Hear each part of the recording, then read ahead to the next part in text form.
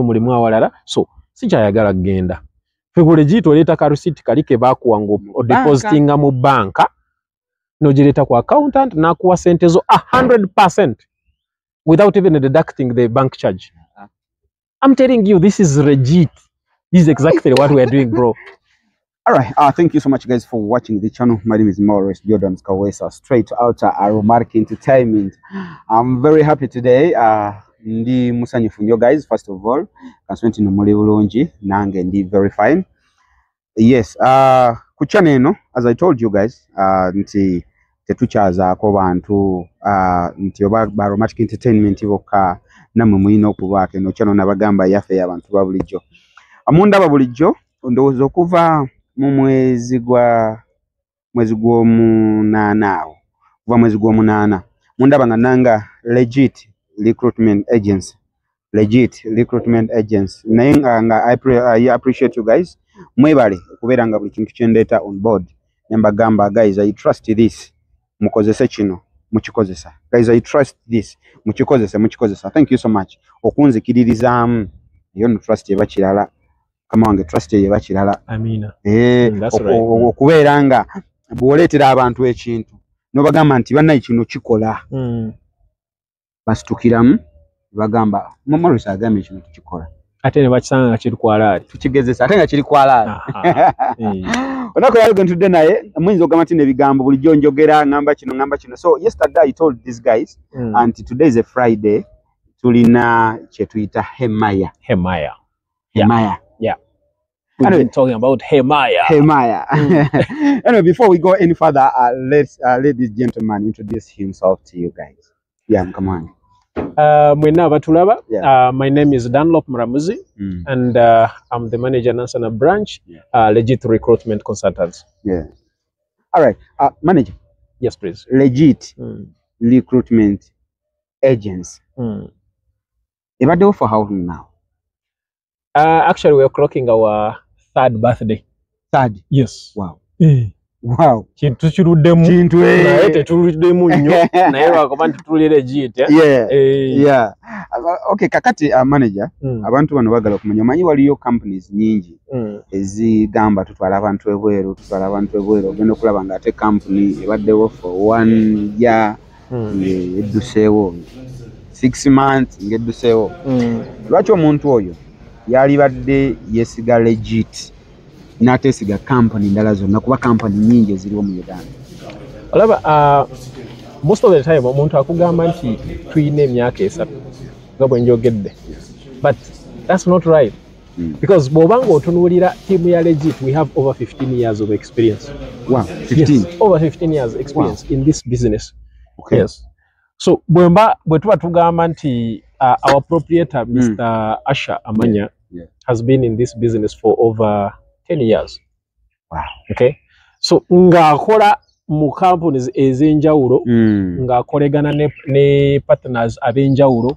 So ekintu akinamu obukugu. True. Now you add the team that he's working with. So bw'oba ng'ozze ku legit, oba oli mu myaka nga 2. Abantu b'oba ng'odiringa nabo, experience gye balina eri mu myaka nga 2.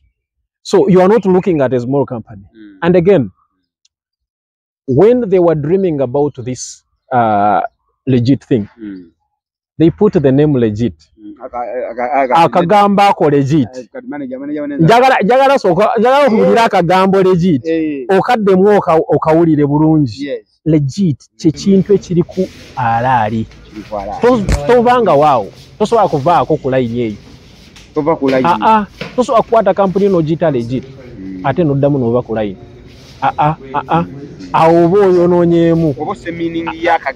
Exactly. You can't do anything otherwise and still be the legit. Okitegeera? So buli lunaku, whenever you wake up, whenever somebody sees you, whenever you put on this t-shirt, you have to remember that you are legit, you promise and deliver. If you are not doing that, oba olina okwesalako omugamba onogamba nti gwe ovudde ku layini. Okitegeera? Oba ovudde ku mulamwa. Ate tolina kuva ku mulamwa eba era. Kituufu eba era. Manager. Tulabye companies nyingi. Company ngejja negamba nze ntwala abantu ebweru ntwala ba maids bano ba house managers ntwala bakola ku kisaawe ky'ennyonyi ntwala ba housekeepers something like that kale ng'emirimu gyonna bagirina legit yo eri ku kiddala etwala abantu kikaaki oba abakozi be yeetaaga abakozi kikaaki kakati okudda ku kibuuzo kye wasookeddeko ng'anyongerezako ku kino ky'ogamba over the past few years zetubadde mu operation we have learned lessons very good lessons tesobola gamba nti osobola cooperating ebbanga eryo lyonna nga tulina challenges so when you are learning through those challenges and you still want to be legit then it means oba picking ebintu ebirungi now over time chovola olwayo tubadde tubagamba hemaya we are picking the good companies abanoonya abakozi bali bangi in the industry. Yes. In UAE right now they are recruiting, they need very many people. Every company is hiring, most of the companies. But as legit we are picking top notch enungi. Yes. Tunonyayo companies enungi zina reputation. Okitegera?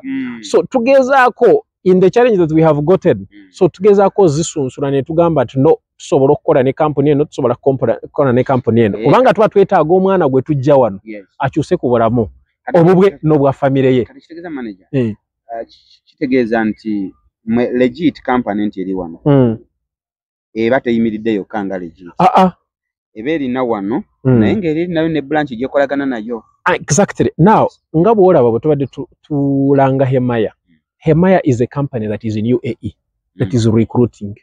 Okitegera? Kati Hemaya ebeera ne contracts eza government.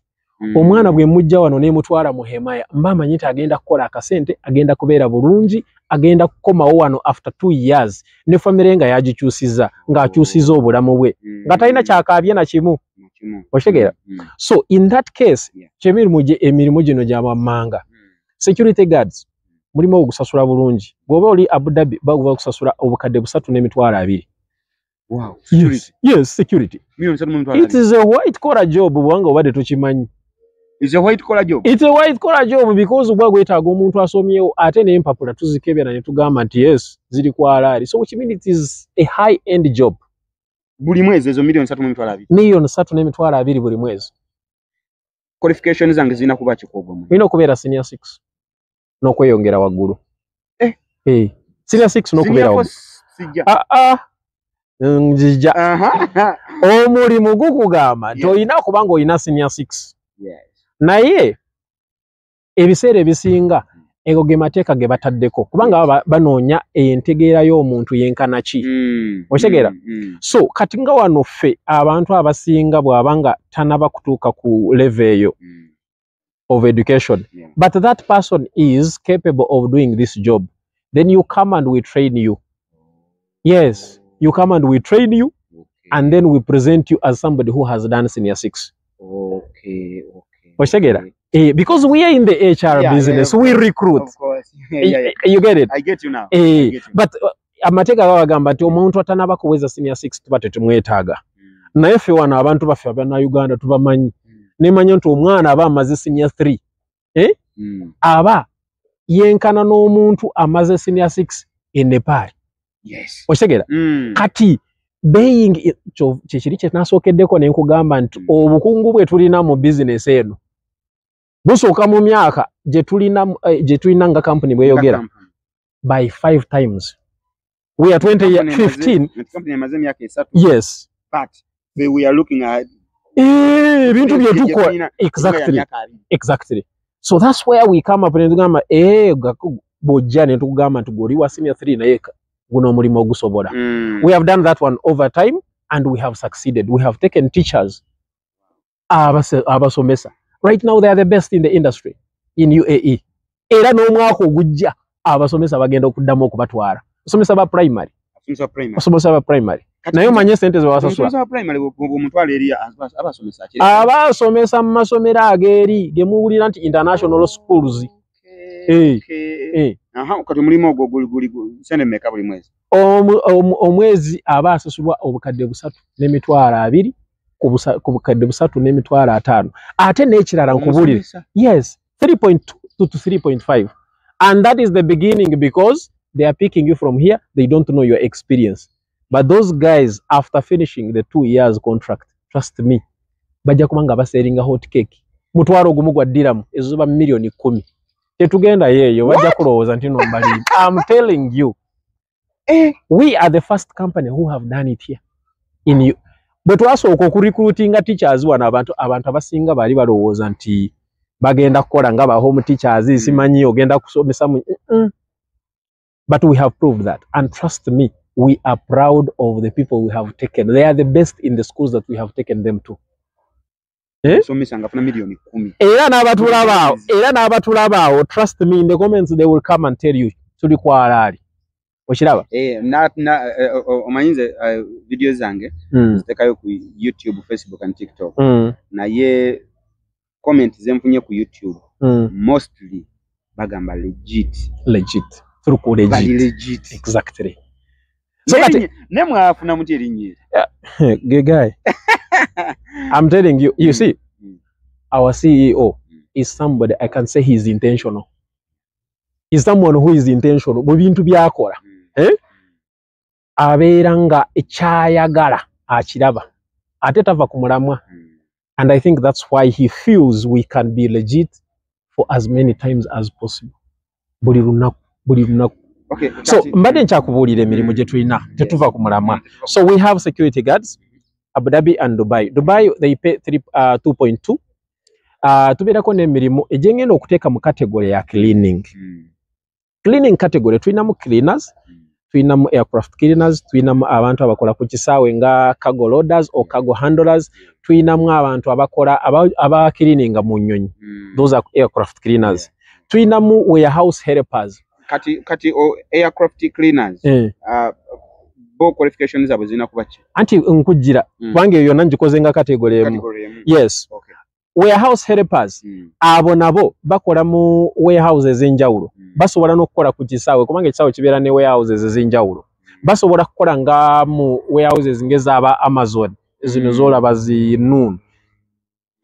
Those delivery companies obanga Aramex. Abantu ababeereyo nga bapiking ati kino kigende Uganda zino zi DHL. Those are the warehouse helpers.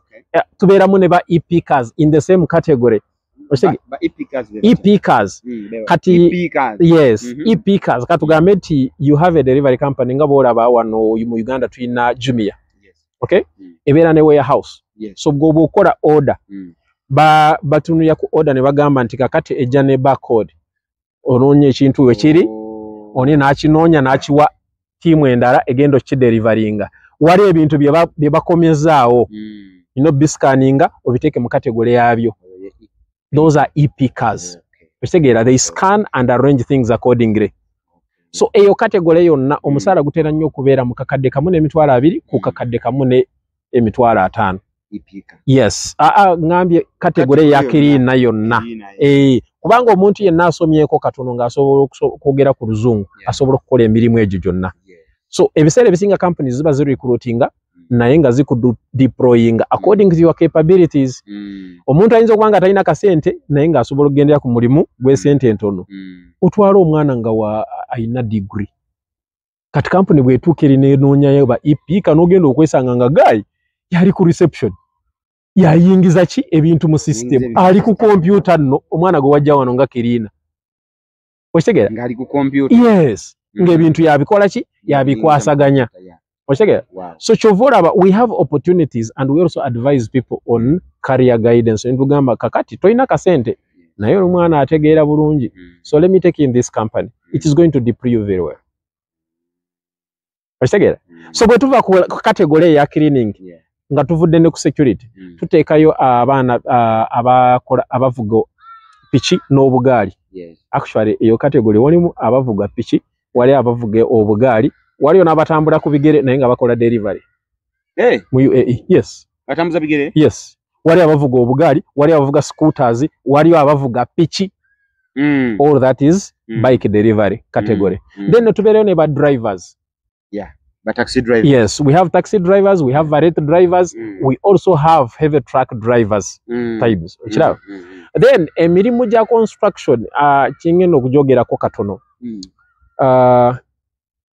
construction bali ababeera ku gundi ku site omusana gwe bakuba basooka ne tubayimiriza muko katono so tunoonya construction helpers abagenda okukola nga mu carpentry onayina workshop onayina gundi factory people who can work indoor helpers general helpers betwagala naye kati ba carpenters electricians simanye ba masoni ba plumbers abo boto batwala so tusoka kwekebeja ne tugamba bano construction site workers bebetaaga bachikachi if it is quite general ngegenda okuba omuntu avewa na tata ndiko kukaba nga because whenever somebody cries when they are out there tetufuna mirembe oshegera so tusagala ku muzuri because the blessings that we get are from the people that we help.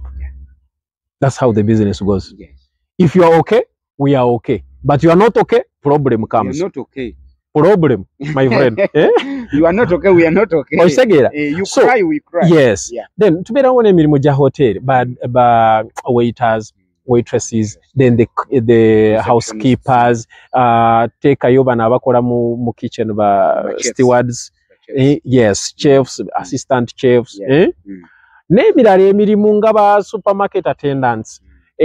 Tutera nnyo kubeera ne customer service agents. Very many jobs. And even the ones that we don't list. People normally come to us and say, Chubura nakugambye nti muntu bwajja tumanya nti you can do this, you can do this, you can do this. No mulimo ne bwe gujja nga guli mupya. Tubadde tetugulistinze. We can select from the people that have applied and tugamba gosobola okukola nga sikolanga kwe ngamba no. We have a team here that can train you and you can do the job. Kati manager. Ndi Kampala. Nkoze. Bigani. Biye kutenga bo biye kwata buli. Yes, please. Ya akasente ne kagamba. Nenkubira mama wange mu kyalo. Mama. Kapoloti kali akalimu emiyembe. Katunde. Katunde mfune akasente. Ngende mu legit. Ngende ebweru. Mama oyo nanga akutaka sente nenkalita mu legit. Mfuna ntya assurance. Ngenda genda. Kakati, what we normally do is to guide people on what they need to do to make sure that their money is safe. One, twatekako policy. Tewali muntu asasula sente mu legit. N'agenda ne receipt nti yagijje mu legit. Era bw'osanga omuntu n'akugamba nti bankubidde ka receipt kano okuva mu legit omanya nti oyo akubbye. We pay money in the bank and to the bank account of the company. So which means there is no tewali ngeri gy'osobola okukola bypass. Ekyo twasooka ne tukijjako because omuntu asobola kufa wano n'agenda ku NASA n'akuba receipt n'agamba nze ndi wa legit sasula sente ogende. Oshegera.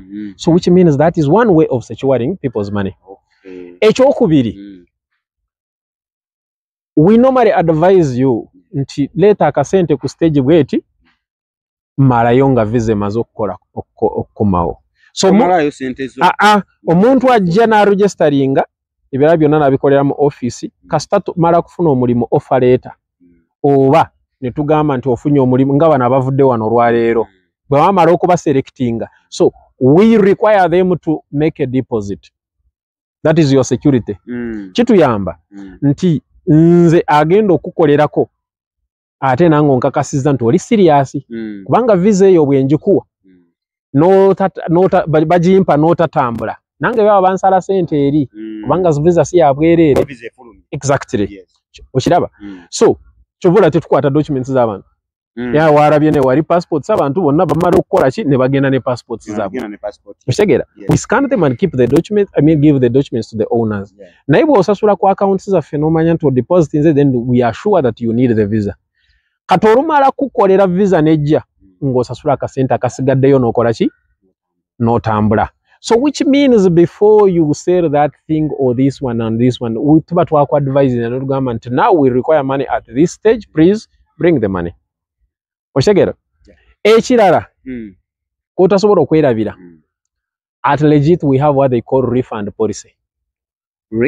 refund policy akasente ako kosasula mu bank akasooka yes, that deposit whichever you pay to the bank is refundable in case kubanga abantu betukolako sometimes omuntu yinza okujja wano lwaleero nongamba nti I need to go to work abroad naye ncha nofuna ekirimu kya government oshege nongamba nti nedda business yange ya stable nze oba nafunye omulimu awalala so sikyayagala kugenda fegole jito leta ka receipt kalike bakuwango o depositinga mu banka nogireta ku accountant na kuwa sente zo 100% without even deducting the bank charge. I'm telling you, this is legit. This is exactly what we are doing, bro. What? Yes, 100% without even deducting the bank charges. I'm talking about the refund policy. Guys, as I told you, Mr. Morris, ndete ekintu kiba kyaddala.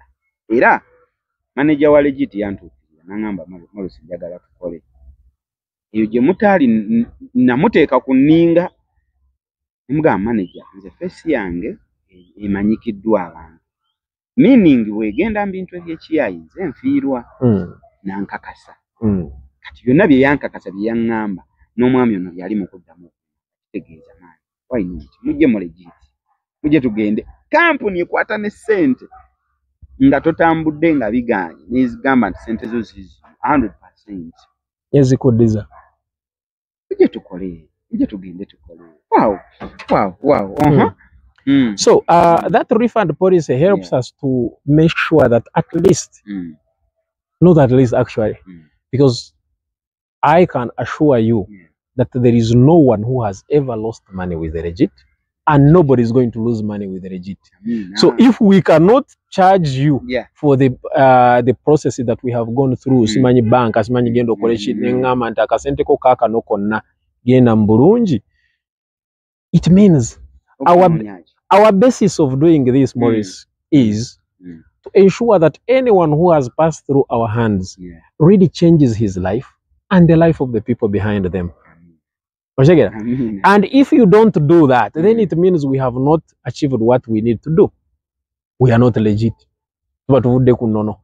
I think no you are legit. Yes, exactly. No you are legit.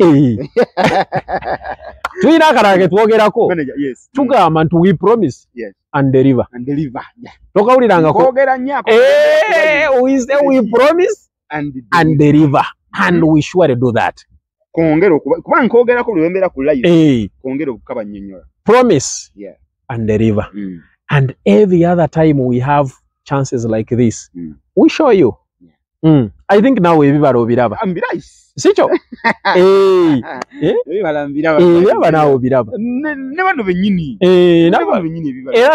you can tell me. They always come in my comment section and say, wow, Morris, since you started telling us about legit, hey, the comments I'm getting, they are positive. And trust me, thank you. There is one more thing, Morris, that you need to know. Ebiseera ebisinga tuyinza okubeera wano ne twogera abantu ne balowooza ntwogera ku birungi byokka. No. We also like it when people give us a feedback. Like I told you, there is no business without challenges. You can't operate without challenges. And whenever challenges are, we listen and we act. Because we promise to do what? To listen and act. So, never wanga waliwo ensobi yonna oba omuntu yenna atali satisfied. We still listen and work on them. In fact, we give them VIP treatment because oyo muntu azze kugamba nti naye wano wakola ki wano waganye ekitegeeza nti oyo muntu aba akwagala nga tagenze eri ku walala. Because if you tell me that for sure you didn't do well here, then it means I am going to improve here. You've come to tell me so that I can improve. So abatulaba bonna tebalowooza nti ffe tuli mulungi omwo. We are not angels. But we strive to work hard and make sure that the next service becomes better than the one yesterday. Engeri gye twali luli si bwe tuli leero. Wow. Manager, then love, thank you so much okubeera ng'olina nga nakulwaliro. Kakati manager, akatalike kakenjagala okugamba abantu kubanga mu legit atuba ne programs ez'enjawulo. Era tubadde ne Hemaya. Omuntu ali eyo, Hemaya tubadde twetaaga soko bagambe tubadde twetaaga kinaki? Hema olwalero tubadde twetaaga security guards abalenzi n'abawala Abu Dhabi ne Dubai. Yes. That's what we are doing today. And actually we also had an opportunity for bouncers. The bouncers. Abantu abayina kakanyama.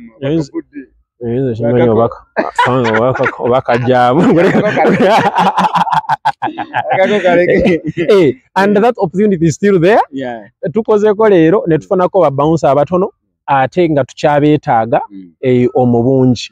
So we still need security guards, both Dubai and Abu Dhabi, males and females.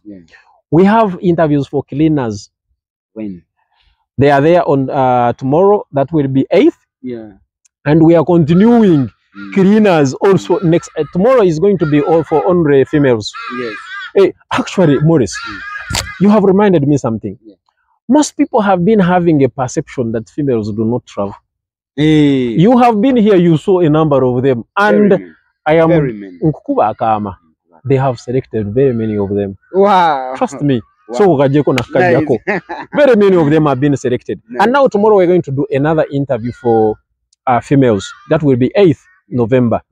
Then on 12th, we're going to have another interview, a mega one, for the biggest company in Sharjah. Many UAE na provinces nyingi over Emirates. This one is from Emirates of Sharjah. Abana bakolerayo bonna bakola mu government entities. Everyone that has gone to the company is called Saned. Gwatuuliriza sijikweka gwalyeyo gisachingeko nonya Saned. It is coming here on Tuesday. No, it is going to be on Wednesday 12th, right? So abalenzi n'abawala, they need cleaners, they need cargo loaders, they abakola ku kisaawe, abenjawulo, both males and females. Then they need also security guards.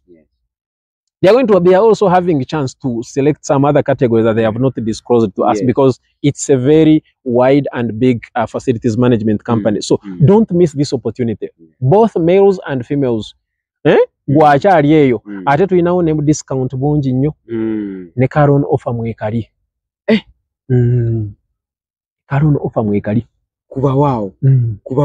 Caron offer mwekali.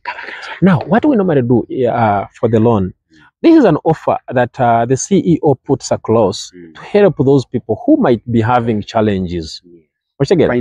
Financially. Loan offer is not for everyone. Loan offer is for someone who is financially challenged. Who cannot afford. Yes. And for someone to qualify for a loan offer, you need to come and register, be the candidate. Because now, for example, if you come to me now and tell me, give me a loan, for what?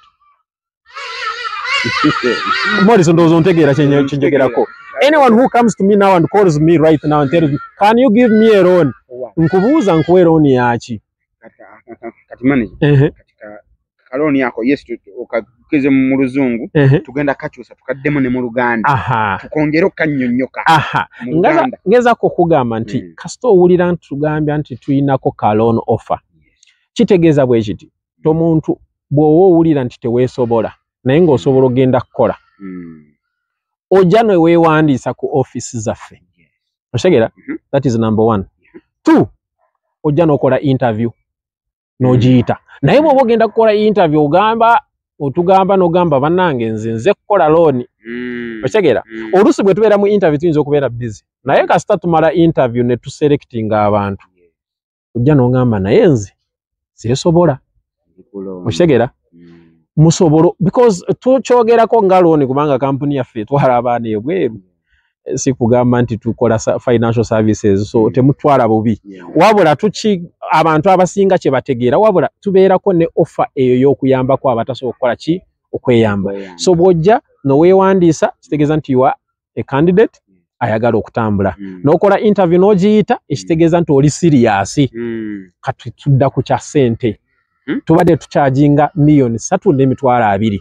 Naye n'ogamba bannange nze manager mze CEO munyambe at least munkwatireko bwe muti.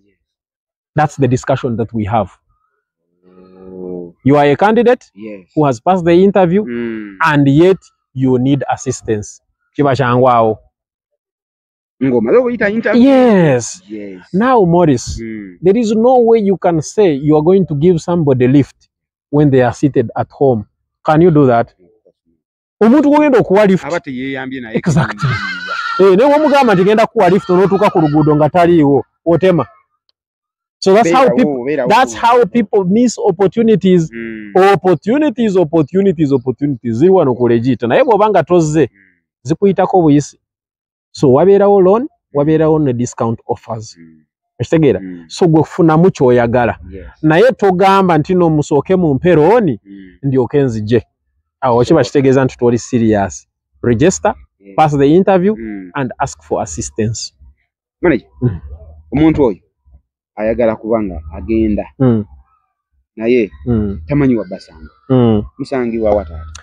Our head office is here in Mutundwe, opposite Kampala University. Mutundwe, opposite Kampala University. We have other branches across the country. In Western, we have a main branch. It is in Mbarara, opposite Chirimi. I mean, it is opposite Central Market in Chirimi building on 2nd floor. We have a branch in Nansana where I sit myself.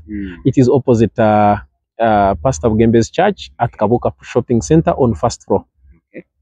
We have a branch in Kawempe. It is opposite Police, Kawempe Police. You can find it there. Immediately you reach the police opposite, it is there. The building is right there. We also have a branch in Makindye on Rukuli Road. Yes, Rukuli, yes. And it is on Rukuli complex. Yes, Rukuli complex. That is Makindye. We also have another branch in Ntinda. Yes, in Ntinda. At Wanga va ku bitaala. Ebitaala by'Entinda. Okay? Katugamye tobadde ova ekisasi. Otuuka mu bitaala bwoti. You turn on the right hand side. Nga okatandika okukkirira awawali bali bagita taskis. Yes, mwe wali taskis awo nga tonakutuuka ku toto. Now between ebitaala ne toto. Check. Yes. Check on the right hand side. Never to saw around. What you Chisache? Yes, Chisache building. Yes, it is called the Chisache. Such a building. Chisache. Yeah, never within. No was a legit. Baba kulaga we. Baba kulazedda. Kubanga legit tebula. Then we have. I have to remind you the headquarter. It is in Mutundwe, opposite Kampala University. So, guys out there, you can't fail to get one. By the way, we are opening more branches, and we shall be informing you. We are trying to extend the services to make sure that nobody misses out. So kati omanyize ndi Masaka. Kati muganda wangu we Masaka. Ajewe wa namwanguyira. Ku zino branches zenjogeddeko. Asobola okujja Kampala oba asobola okudda Mbarara ekinamwanguyira kyekyo. Naye Masaka. We are thinking about them. Mutulowooze. We are thinking about you. My brothers and sisters. Kuba kati ngengeri gyochogeddemu mpulidde nga we have ochovora abansi katiddemu okuchogerako we have not forgotten you that much, but we are planning something good for you. And every other part of the country we are coming. But before we come to you, please don't miss the opportunities. They are right here. Come to legit. Cheers, come to legit. We are legit. Sure. We are legit. We promise and deliver. Anyway, thank you so much, guys, for watching the channel. My name is Morris Jordan's Kawesa, straight out of our market to tell me. It's been legit manager, Mr. Dunlop, at Isizamo Kovichi, a beginner Muma. So, little to bad Nehemiah interviews. I say, Baba Sobodo, Itam, at an hour, at another opportunities is Charlie and at Nehemiah and I come opportunities was it. Morris. So, Morris, yes, people from Mukono, yes, I would be doing a wrong service if I did not remind you that you also have a branch. Yes, Mukono. Wow. Mukono by now branch opposite ne Shero. Shero? Yes. Awo ku highway agenda ejinja. Yes. Shero lyao opposite ekizimbe kiri awo ekinene ekyo. Kwe tunula koja kulaba legit kwe lyao. Mukono Sibera Alright guys, thank you so much. This has been Morris Jordan's Kawesa and have a blessed night. Until we meet next time.